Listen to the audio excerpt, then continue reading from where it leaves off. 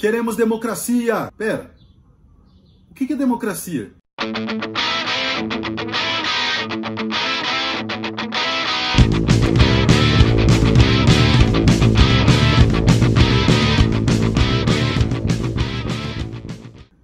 E aí, galera? Esse é o segundo vídeo da nossa Enciclopólis. Eu sou o professor Vitor Hugo e vou falar sobre esse conceito aí que aparece tanto nos jornais e na mídia hoje em dia, tá legal? Inicialmente, eu vou falar para vocês que etimologicamente, ou seja, a origem da palavra democracia vem da união de duas outras palavras.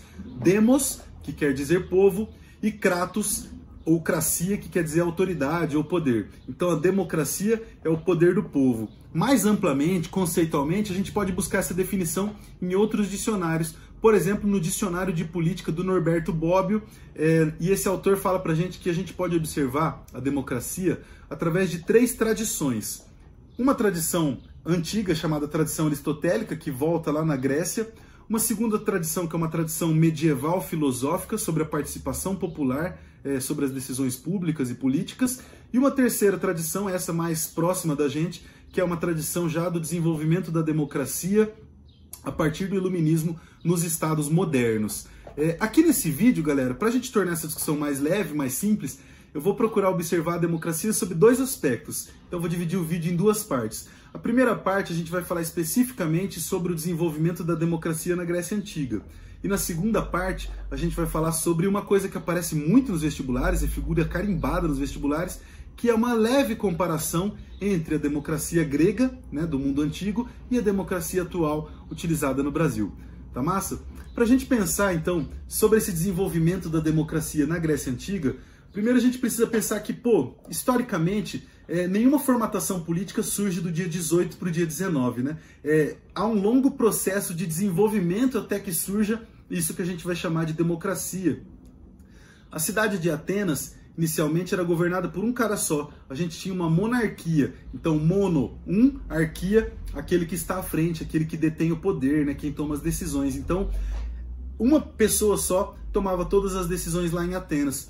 Com o desenvolvimento de uma aristocracia economicamente forte, essa aristocracia exigiu que também participasse das decisões públicas.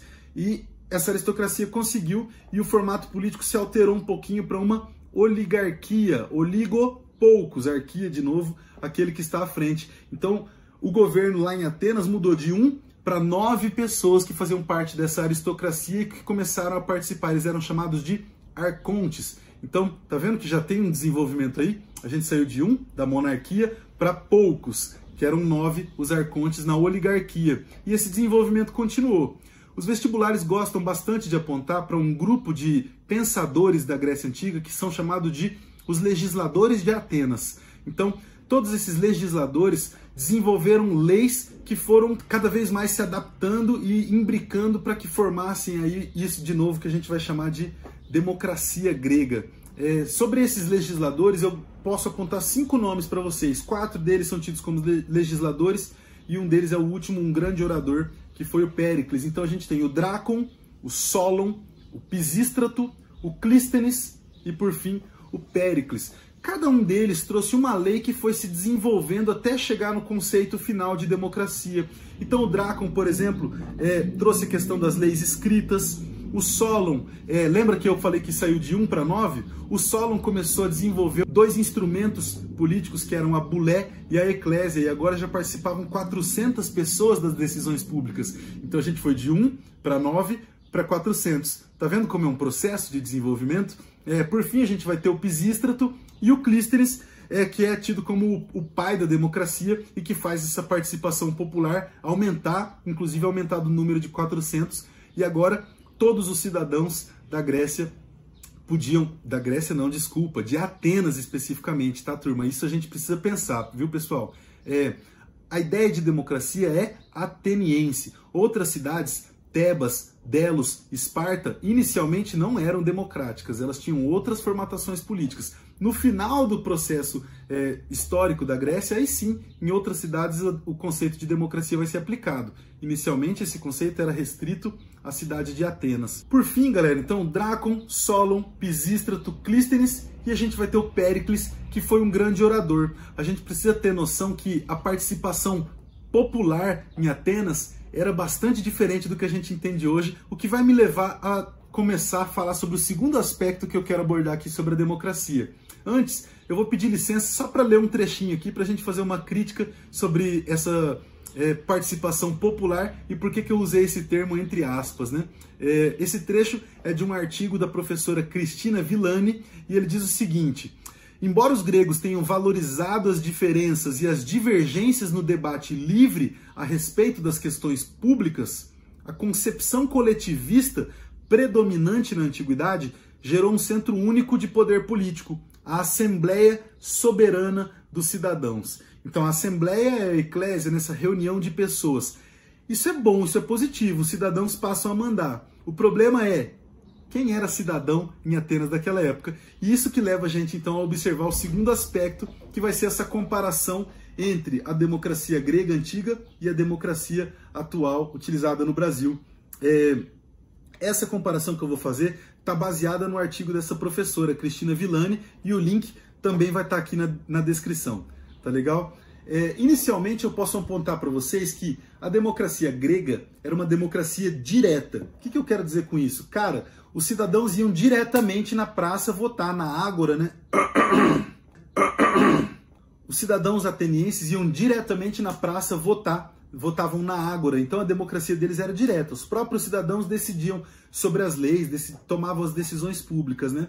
A nossa democracia hoje é chamada de democracia representativa, porque eu, como cidadão, não voto especificamente na lei. Eu voto em um representante e esse cara vai tomar as decisões políticas por mim.